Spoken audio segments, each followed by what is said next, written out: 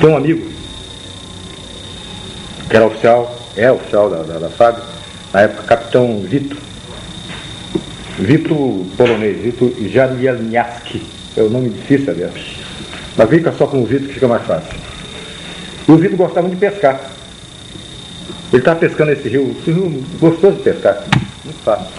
Pois é, ele pescando, ele soube de um caso, ele sabia que eu estava, toda a Força Aérea sabia que a gente estava nessa investigação. Ele soube de um caso de um rapaz que trabalhava como... ele apanhava barro para essa olaria. Tá? Ele tirava barro lá no rio para essa olaria. E ele soube de um caso que ocorreu com esse rapaz e sabia que eu estava investigando e foi me procurar, me contando sobre o Luiz. Essa olaria era a olaria Koiffer, de Paulo Koiffer, dono do Foto Koiffer lá em Belém.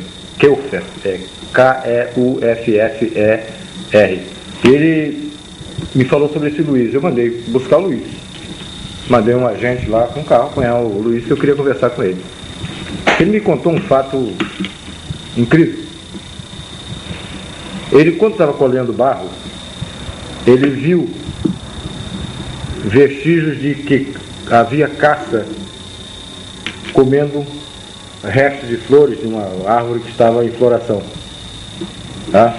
Na beira do rio. Ele acompanhou e viu onde é que essa caça comia, era a paca. Você conhece a paca? Conhece. Tinha uma paca comendo nesse lugar. Eu disse, eu vou voltar para pegar essa paca, vou matar essa caça aí. Levou o barro para a olaria, esvaziou o batelão, era uma embarcação de uns 7 a 9 metros, motor de centro. Ele foi, deixou o barro lá, esvaziou a embarcação, passou na casa dele, apanhou uma espingarda e voltou para lá de dia. Preparou um giral, onde ele pudesse ficar, numa árvore baixa, armou uma rede e ficou com a lanterna e a espingarda lá para esperar que a caça chegasse para ele atirar.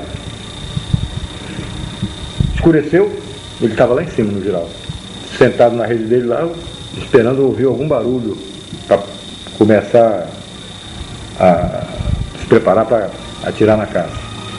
E passou por cima dele uma luz muito forte. A luz passou e logo depois voltou e parou em cima dele. Parou em cima do centro dessa nave que ele me descreveu, e não era de forma discorde, não.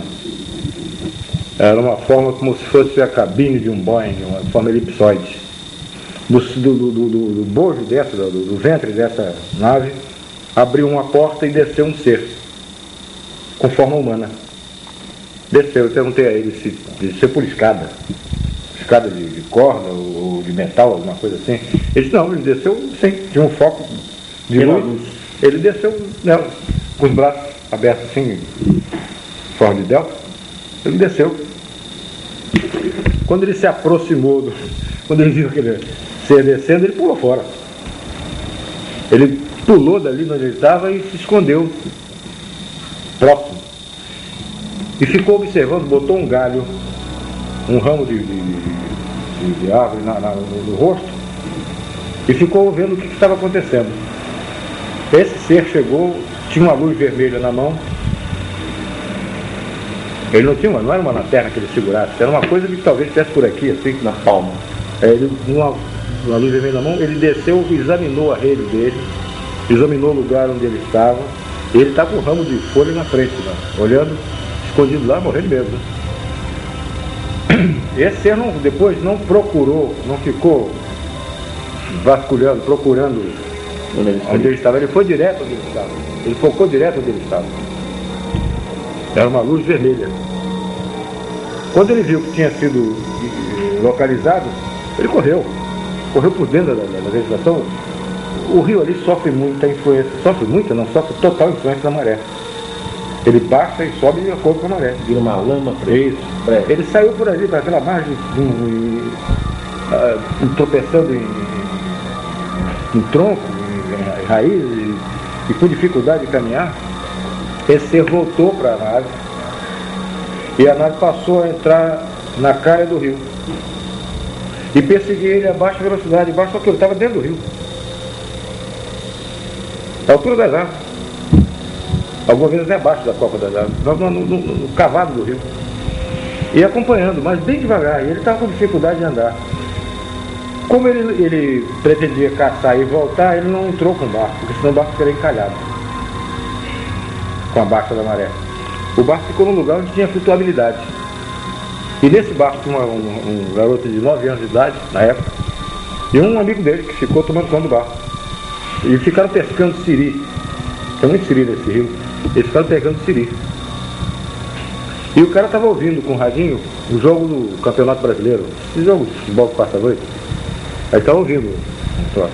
E ele veio andando, veio correndo e gritando. E gritava para chamar a atenção dos amigos, que ele queria entrar no barco e ir embora. E essa coisa atrás dele, acompanhando. Ele, quando chegou perto dos outros, começou a gritar desesperado, até que o garoto chamou a atenção do companheiro dele, e o cara largou o futebol e olhou, ele apontou, olha ali, o cara viu. Todos eles viram, eles pularam para dentro d'água. Em vez de ajudar o Luiz, eles pularam dentro d'água, abandonaram o barco. E o Luiz, como não tinha nem barco, não tinha mais companheiro no barco, ele se escondeu. Aí ficaram os dois dentro d'água e o Luiz escondido no mato, que margeava o rio. Essa nave parou em cima do batelão, o C desceu, com a mesma luz vermelha, examinou todo o barco, procurou em todos os lugares, olhou, examinou o barco, e eles estão vendo isso. Aí ele subiu, foi para a nave, fechou e a nave disparou e foi embora. Eu conversei com eles e disse, eu vou lá amanhã. Amanhã eu quero estar nesse lugar. Nesse mesmo lugar onde você esteve eu vou. E nós fomos para lá.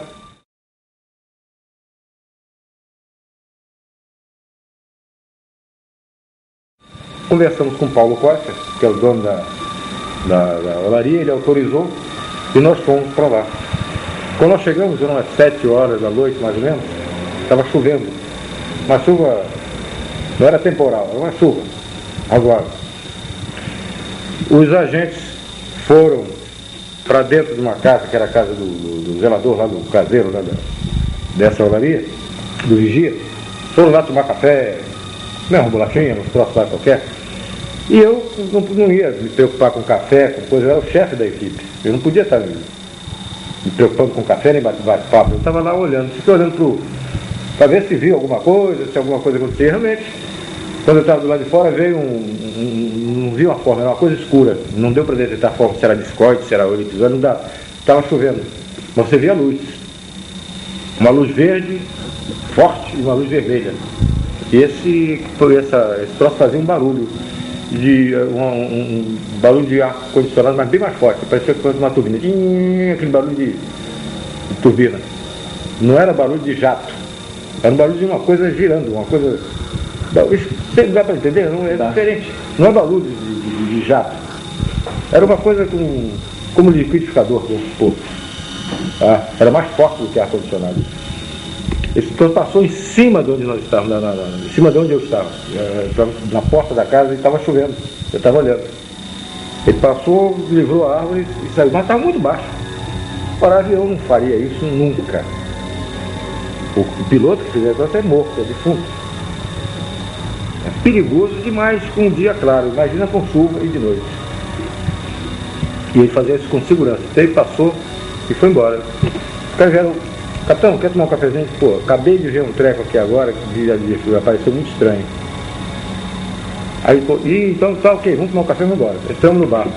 Aí fomos para esse lugar aonde o Luiz tinha estado. Paramos, o barco desci, fui andando, foi até a árvore onde ele tinha feito o giral. Aí ficamos ali embaixo.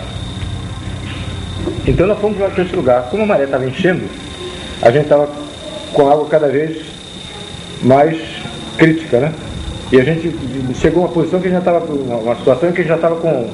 Nada tinha acontecido. Ele já estava com a máquina fotográfica, com tudo, com a mão suspensa.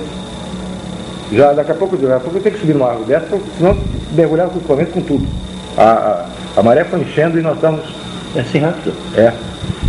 Umas 10 horas mais ou menos, quando nós decidimos ir embora. Vamos embora. Aí pegamos uma canoazinha que estava conosco, fomos até o barco, que estava parado na outra margem. Salvamos o equipamento e a gente não morreu afogado.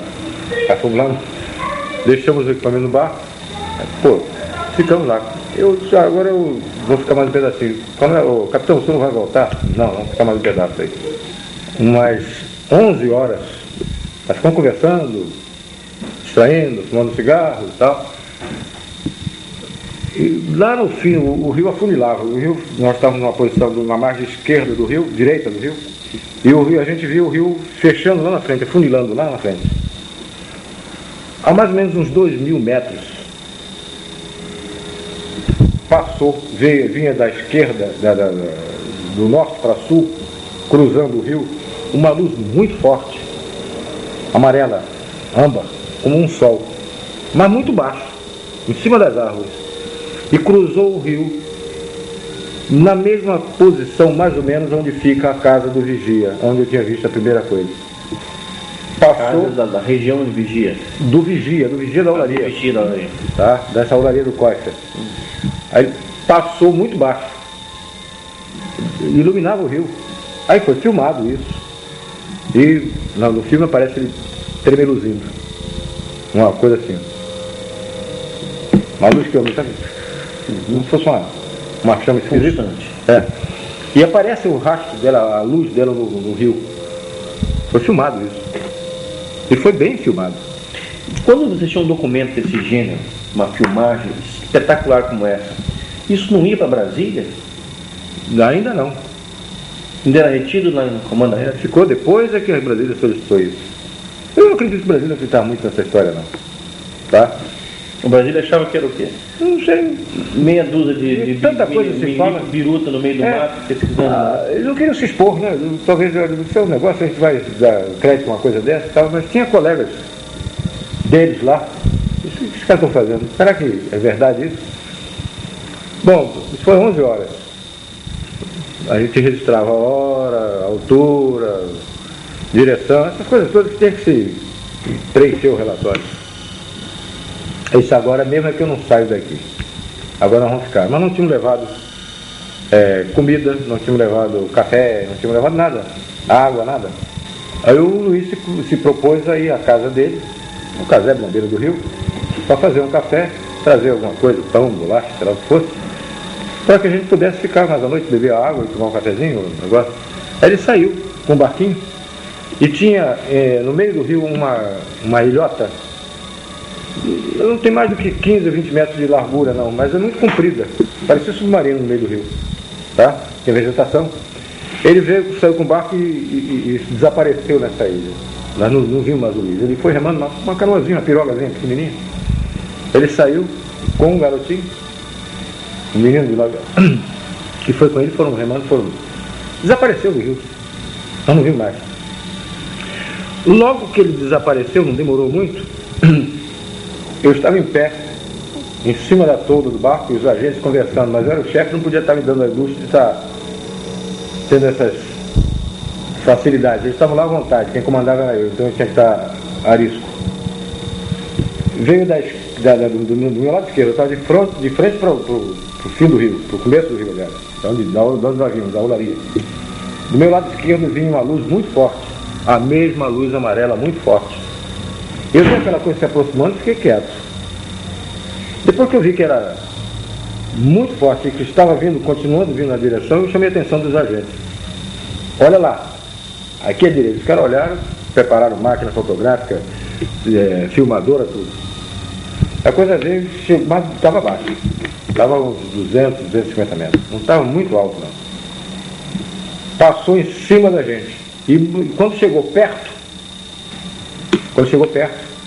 na margem do rio, apagou aquela luz amarela, aquela luz forte, amarela, aquele sol amarelo, que a gente não via forma, só via luz. Apagou, bum, de repente. Aí nós vimos uma forma estranha, uma forma de uma bola de futebol americana, aquela bola de ponta, tá? Aquela bola de futebol americana, muito grande, e como se fosse esse abajur, translúcida, tá? Só que tinha janelinhas no meio. Toda a extensão dela tinha janelinhas. Eu não vi ninguém atrás daquela janela. Mas que tinha janela, tinha. Tá? E era uma coisa muito grande. Mais ou menos uns 100 metros.